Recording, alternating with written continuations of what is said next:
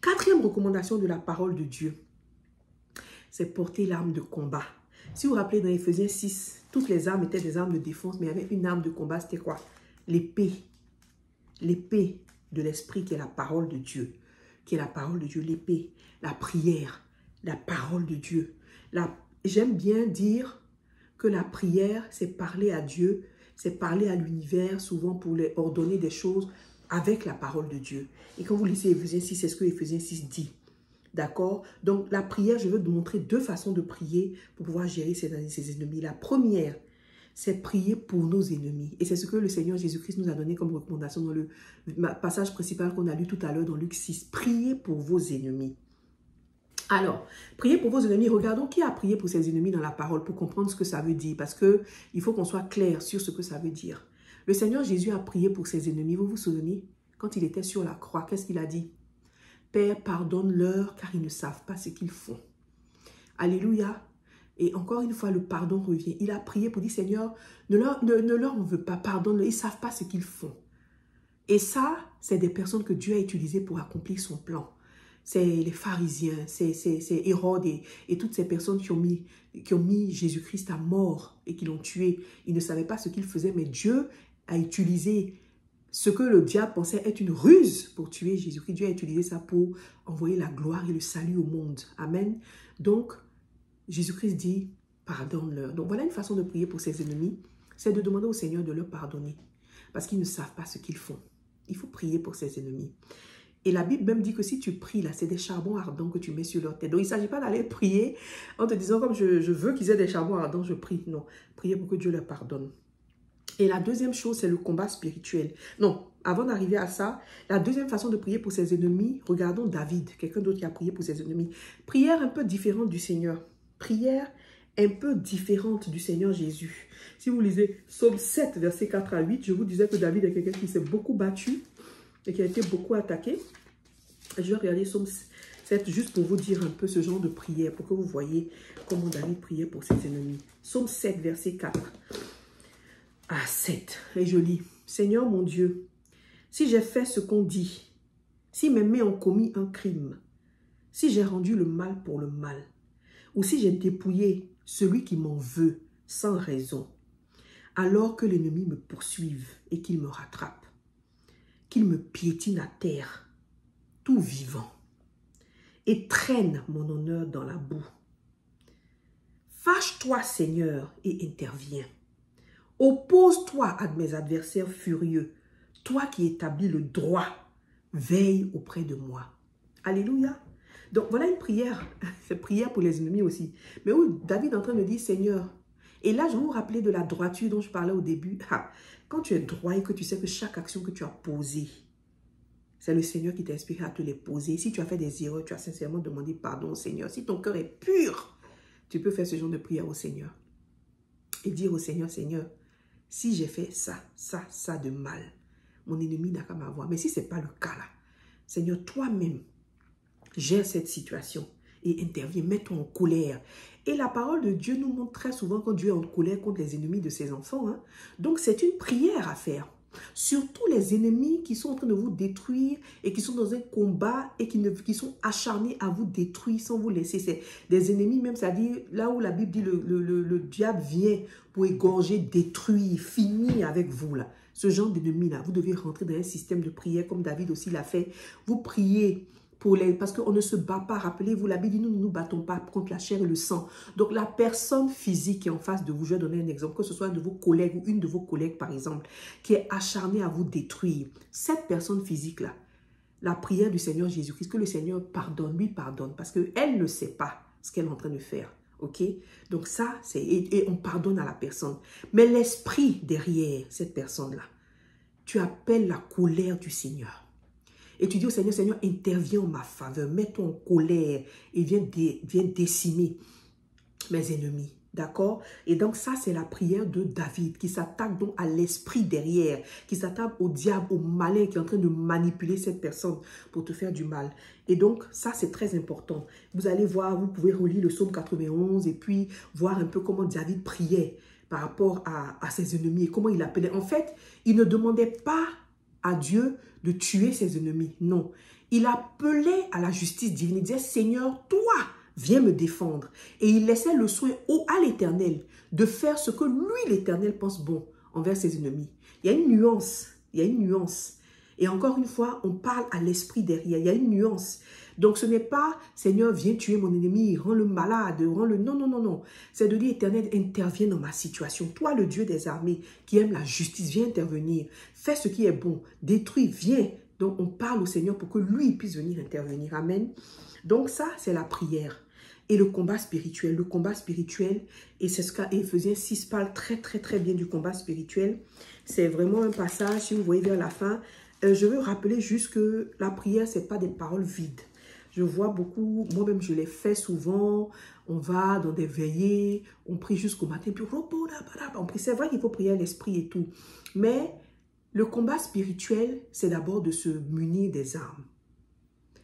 De s'assurer qu'on a la foi, d'assurer qu'on est droit, de s'assurer qu'on a la vérité. Il faut déjà mettre du ménage dans notre vie et dans notre attitude d'abord, parce que c'est ça qui te protège. Et ensuite, si vous lisez Éphésiens 6, verset 18, la Bible dit, tout cela, demandez-le à Dieu dans la prière. Oui, priez en toute occasion avec l'assistance de l'Esprit. Donc, priez avec l'assistance du Saint-Esprit, par les langues, par aussi ce que le Saint-Esprit vous communique pour vous inspirer, comme tu peux être en train de prier, puis le Seigneur peut te communiquer quelque chose par rapport à l'ennemi, par rapport à la situation, ce qui manipule l'ennemi. Qu'est-ce qui fait que cette personne se comporte comme ça avec toi? Qu'est-ce qui est derrière? Le Saint-Esprit te dit ce que c'est, et puis tu peux prier contre ça. Mais tu peux prier aussi en langue. Et donc la Bible dit, à cet effet, soyez vigilants et continuellement fidèles. Vigilants et continuellement fidèles. Amen. Et priez en toute occasion. Donc ça, c'est le combat spirituel. Quand tu es acharné par des ennemis, il faut prier en toute occasion. Prier dans le transport public, prier au bus, dans le taxi, dans le yango, prier dans ta voiture, prier dans ta chambre, prier quand tu vas aux toilettes, prier, être constamment dans la présence du Seigneur pour dire, Seigneur, comment je prie, que le Saint-Esprit te révèle des choses et prier continuellement, demander à l'Éternel d'intervenir dans la situation, demander à l'Éternel de venir se mettre en colère, rappeler à l'Éternel ses promesses envers toi, quand il disait que oui, parce qu'il est attaché à moi, dans Psaume 91, rien ne lui arrivera. Mettre ces paroles devant le Seigneur, comme il disait dans Psaume 37, ne t'inquiète pas, je suis avec toi. Donner ces paroles, comme il disait encore dans Isaïe 54, beaucoup de paroles de promesses, vous les mettez devant le Seigneur et puis vous les décrétez et vous dites, Seigneur, viens intervenir, voici ce que ta parole a dit, viens respecter, viens te tenir par ta parole.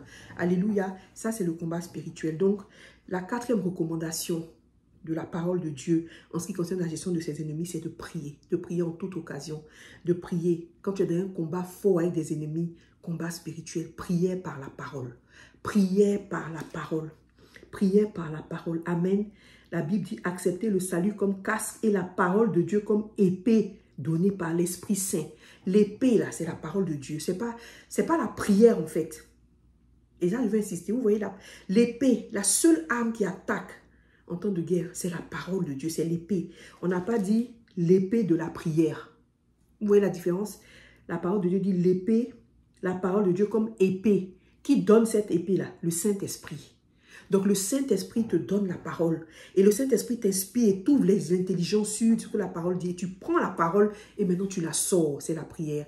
Tu prends la parole et tu la sors. Tu t'appuies sur la parole de Dieu. Ce que la Bible t'a dit, ce que Dieu t'a donné comme promesse. Ce que le Saint-Esprit te révèle. Et tu sors la parole. Tu peux la sortir de façon naturelle par tes paroles. Tu peux la sortir par le Saint-Esprit si tu parles en langue. Et tu peux même être chez toi et puis le Saint-Esprit peut rentrer en toi. Puis tu peux parler en langue seule quand tu es dans la présence du Seigneur.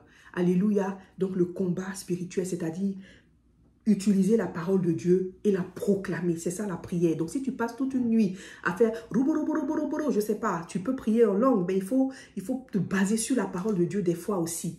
Donc tu pries en langue, il y a des moments où tu adores, il y a des moments où tu prends la parole et tu vraiment de façon consistante, tu pries à toute occasion. C'est ça. Alléluia. Amen. Donc ça, c'est la quatrième recommandation de la part du Seigneur. Et la cinquième recommandation pour gérer ses ennemis de la part du Seigneur, c'est la sagesse. Tout à l'heure, vous avez vu dans Éphésiens 6, le mot est venu à cet effet, soyez vigilants. La sagesse. Et ça, l'une des personnes sur lesquelles on doit se baser pour regarder la sagesse dans comment gérer ses ennemis, c'est Joseph. C'est Joseph parce que lisez Joseph 39, 40, 41, 42, 43, 44.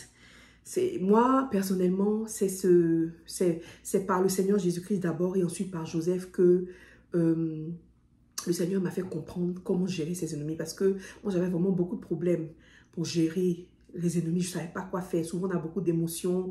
Et puis, on dit, on ne parle pas. Enfin, plein de choses charnelles. Et j'ai dit, Seigneur, comment je dois faire? Le Seigneur m'a dit, voilà. Et c'est ce que je veux partager avec vous, la sagesse. Alors, je vais vous donner, je ne sais pas, je vais dire quoi? Je vais dire peut-être 3 ou 4 éléments en ce qui concerne la sagesse et la vigilance qu'on gère ses ennemis. Très important. Ne pensez pas que j'ai laissé ça pour la fin parce que c'est crucial.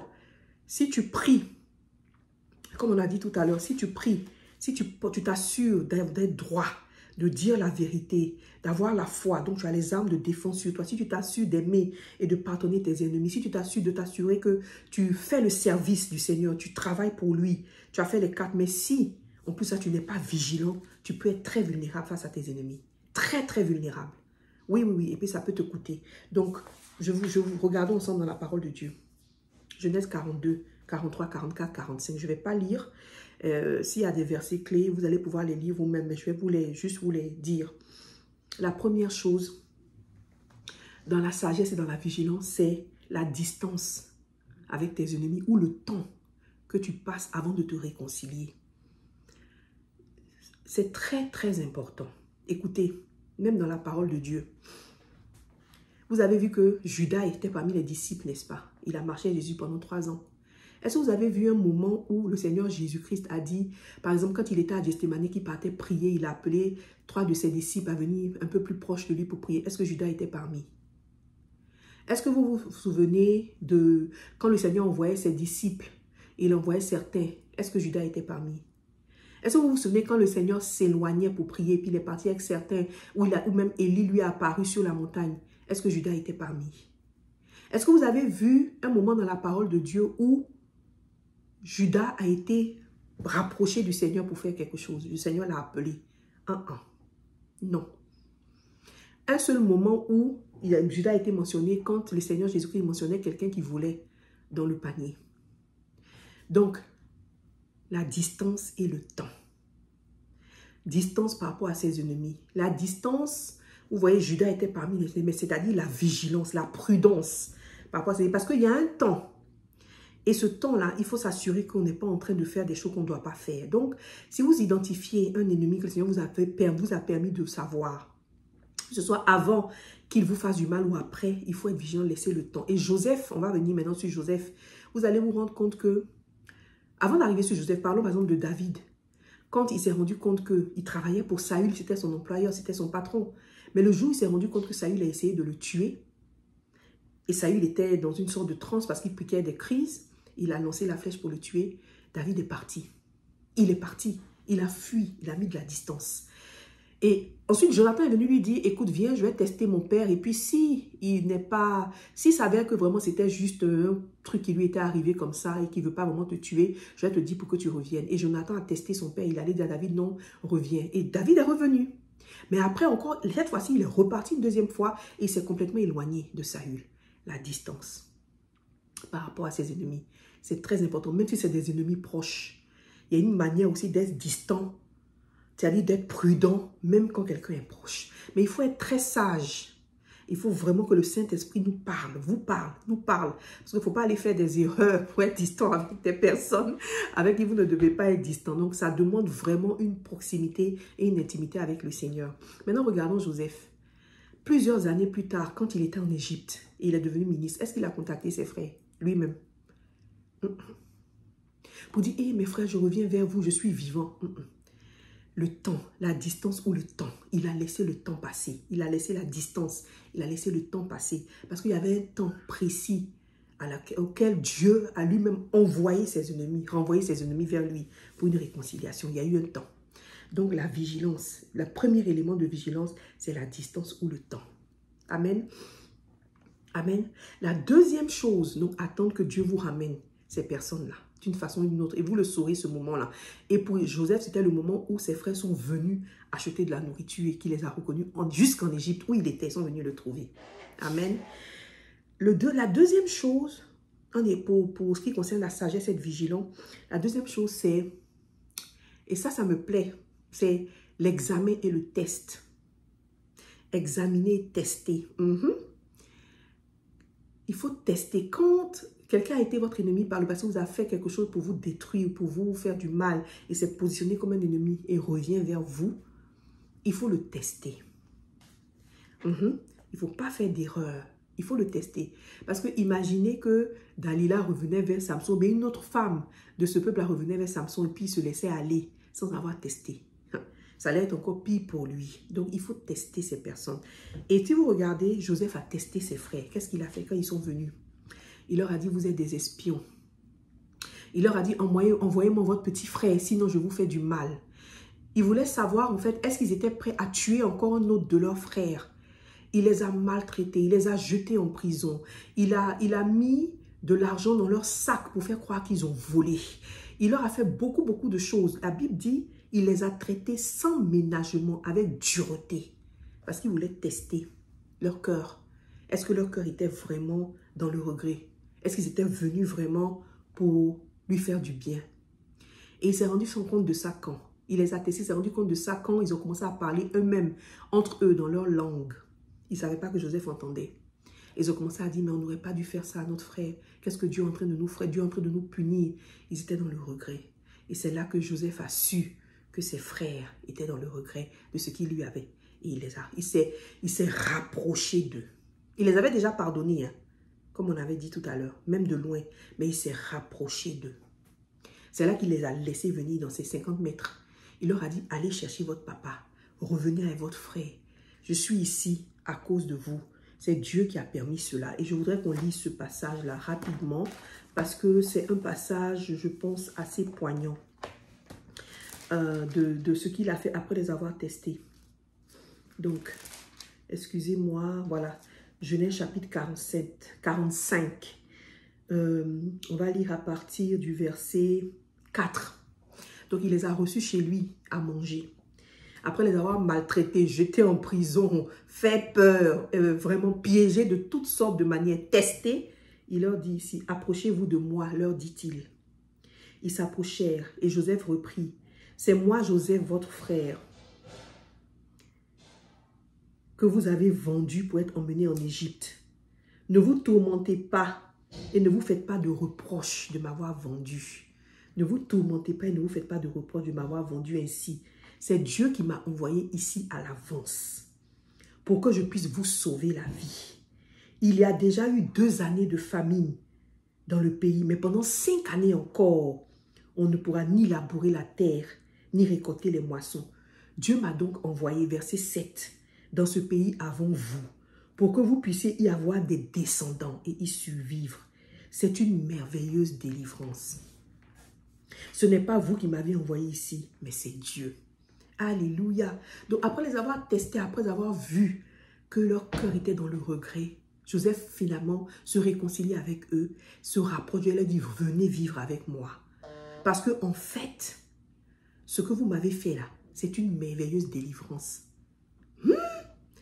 Le meurtre, le meurtre que vous avez voulu commettre envers moi, le malheur là, Joseph a appelé ça une merveilleuse délivrance. Vous savez, souvent on lit la parole de Dieu et puis on ne comprend pas. Hein. Moi je me demande, est-ce qu'un jour je peux regarder quelqu'un qui a essayé de me tuer, qui était mon frère, ma soeur, ou bien quelqu'un de proche et puis dire, ce que tu m'as fait, c'est une merveilleuse délivrance. Et ça, comme je disais, humainement, ce n'est pas possible, mais avec le Seigneur, c'est possible parce que quand tu regardes là où tu es et tu sais que cette personne-là, Dieu l'a utilisée pour te faire ce qu'il t'a fait, ce qu'elle t'a fait, pour t'emmener là où tu es aujourd'hui, dans le succès, dans le bonheur, tu sais, et tu lui dis, c'est pas grave parce que Dieu t'a utilisé. Et c'est ce que Joseph a fait, à regarder d'où il est venu et d'où cette action-là, ce que cette action-là lui a fait. Alléluia. Et toi-même, tu sais que tu étais ennemi de Dieu, Dieu s'est réconcilié avec toi. Donc, c'est extraordinaire. Amen. Mais Joseph l'a fait avec de la vigilance. Il les a testés, il les a mesurés, il les a pesés. Il les a pesés, il a regardé, il les a testés, il leur a donné des situations et il a vu leur cœur. Donc, c'est très important d'être vigilant et de tester, d'examiner les personnes dans notre vie qui reviennent les équinoques qui ont été des ennemis et qui reviennent, ou bien qui sont là et puis qui se comportent comme des ennemis. Il faut les tester pour avoir comment se comporter avec eux avant de les rapprocher de nous. Avant de les rapprocher de nous, il faut être vigilant en fait. Amen. Il ne faut pas se laisser aller dans vraiment laisser l'ennemi rentrer dans ses pieds. Comme Samson qui dormait son ennemi, sa conjointe, et puis qui dormait profondément, profondément, sans souci, sans vigilance, sans sagesse, profondément. Ne faisons pas ça. Ne dors pas dans ta vie profondément en oubliant que tu as des ennemis. Si tu les as identifiés, il faut être prudent, il faut être vigilant, il faut les tester. Samson a dormi profondément jusqu'à son ennemi est venu prendre une paire de ciseaux, couper ses cheveux, lui enlever sa grâce et sa force. Il ne s'est pas rendu compte. La distraction, la focalisation sur autre chose que sur la mission. Et on oublie d'être vigilant, on oublie d'être sage. Un autre élément que je voudrais vous parler dans la sagesse, c'est le bon moment pour la reconnexion avec des ennemis passés. Le bon moment. Il faut attendre le bon moment, comme Joseph a attendu le bon moment. Alléluia. Joseph a attendu le bon moment, c'est très très important. Et David aussi a attendu le bon moment pour se réconcilier. Il avait déjà pardonné à Saül, mais il a attendu le bon moment. Bon, bien qu'il n'a pas pu vraiment se réconcilier parce que Saül est mort, mais il n'est pas revenu vers Saül. Il a attendu le bon moment. Mais chaque fois qu'il avait Saül, il ne se vengeait pas. Amen. Il ne tuait pas Saül. Il rejetait cette idée. Mais il a attendu le bon moment. Le bon moment. C'est au bon moment que le Seigneur a révélé qu'il y a quelqu'un à lui qui était traître. C'est le bon moment.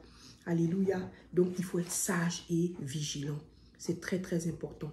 Donc, sagesse, c'est-à-dire prendre la distance quand il le faut par la révélation du Saint-Esprit, se donner le temps, laisser le temps s'écouler pendant ce temps où on est nous-mêmes en train d'être guéris, en train d'apprendre à pardonner. Il faut examiner, il faut tester, il faut piéger nos ennemis. Enfin, piéger en griffe, vous comprenez ce que je veux dire? C'est ce que Joseph a fait.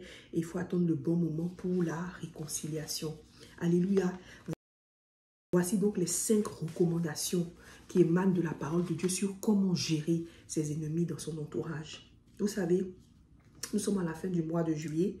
C'est la fin d'une saison calendaire humaine. Mais en même temps, comme on le disait tout à l'heure, depuis les premiers messages, c'est un moment aussi où le Seigneur est en train de préparer certains de ses enfants. C'est la fin des temps où il va glorifier certains de ses enfants, où il va positionner certains de ses enfants, où il va emmener de la splendeur dans la vie. Et si tu es enfant du Seigneur, que tu es connecté spirituellement au Seigneur, que tu es dans l'intimité du Seigneur, tu sais que c'est une saison de gloire dans laquelle tu es en train d'entrer. À partir d'aujourd'hui, tu rentres dans une saison de gloire. Et nous avons vu comment rentrer dans une saison de gloire, comment être constamment en prière, comment se focaliser sur la mission, sur le royaume de Dieu. Et aujourd'hui, on a parlé de comment gérer nos ennemis. C'est très important. Il faut t'assurer que tu ne sois pas vulnérable et que tu gères tes ennemis et que tu pries. Il faut t'assurer de ça en suivant ces 5 recommandations que le Seigneur nous a données. Alléluia. Porter les armes de défense, être droit, dire la vérité, avoir la foi dans ton Dieu, avoir le zèle pour l'évangile. Alléluia. Accepter le salut. Il faut porter tes armes de défense. Il faut aimer et pardonner tes ennemis. Il faut te souvenir que toi-même, tu as été ennemi de Dieu. Et il faut les aimer, il faut les pardonner, même de loin. Il faut être prêt à les recevoir lorsqu'ils vont revenir. Alléluia. Il faut te consacrer au service. Il faut te focaliser sur le service, sur servir Dieu, sur t'occuper de lui. Alléluia. T'occuper du royaume. Et il ne faut pas être distrait. Il ne faut pas être distrait par les ennemis. Il faut les connaître. Il faut savoir comment l'ennemi travaille. Mais il ne faut pas focaliser toute ta vie sur tes ennemis. Non. Focalise-toi sur le service. Amen. Il faut être constamment dans la prière. Prier pour ses ennemis. Appeler la justice de Dieu. Et puis être dans le combat spirituel en utilisant l'épée de l'esprit, la parole de Dieu. La parole de Dieu dans la prière. Utilisons la parole de Dieu dans la prière, dans le combat spirituel. Et enfin, il faut être sage. Il faut être sage. S'il y a lieu de prendre de la distance par rapport à un de tes ennemis, il faut prendre de la distance. S'il y a lieu de laisser le temps couler, il faut laisser le temps couler jusqu'au moment où Dieu décidera de les ramener dans ta vie d'une manière ou d'une autre. Il faut prendre le temps de les examiner, de les écouter pour voir ce qu'ils disent. Et il faut attendre le bon moment pour se reconnecter avec eux. Ne souffrons pas de pression émotionnelle. Parmi nous, les enfants de Dieu, souvent les femmes aussi, on a parlé un peu de ça, comment la femme a ses émotions amplifiées. On se dit, oui, si je suis loin de telle personne, si c'est plus comme avant, c'est un problème, c'est pas bien, le pardon, c'est de se rapprocher. Non, non, non, non, non, non. Il faut vraiment examiner, il faut vraiment avoir la sagesse divine. Il y a plusieurs cas qui sont différents. Plusieurs cas. Il faut la sagesse, il faut le Saint-Esprit. Mais ce qui est certain, c'est que si quelqu'un s'est avéré être un ennemi qui a voulu te détruire dans ta vie, ou qui veut te détruire, le Saint-Esprit va te donner un moment, un temps. Peut-être la distance, peut-être un temps. Il ne faut pas croire que le temps, ça veut dire que tu fais mal. Tant que dans ton cœur, tu es amour. Tant que dans ton cœur, tu pardonnes à cette personne et tu sais que tu as pardonné à cette personne, c'est bon. Tu attends le temps où Dieu va vous reconnecter et tu es prêt à accueillir cette personne. Alléluia. Nous allons bénir le Seigneur et lui dire merci et vraiment prier pour que cette parole-là entre dans nos cœurs, dans nos vies, que nous la recevions, que moi-même je la reçoive, que nous tous nous la recevions pour pouvoir rentrer dans notre saison de gloire et savoir gérer nos ennemis afin de ne pas être vulnérables dans cette saison particulière que Dieu nous apporte. Alléluia. Merci Seigneur. Merci Papa pour la vie. Merci Seigneur pour le message. Merci Seigneur de nous inspirer à chacun. Tu sais ce que chacun vit. Mais cet esprit parle à chacun sur ce qu'il doit faire, ce qu'elle doit faire en ce qui concerne les ennemis dans son entourage. Et révèle-nous quelles sont ces personnes qui se sont positionnées comme ennemis ou que le diable utilise dans notre environnement. C'est dans le nom puissant de Jésus que nous avons prié. Amen. Amen. À la prochaine fois, à la semaine prochaine, que le Seigneur vous bénisse et continuons d'aimer le Seigneur de tout notre cœur. Amen.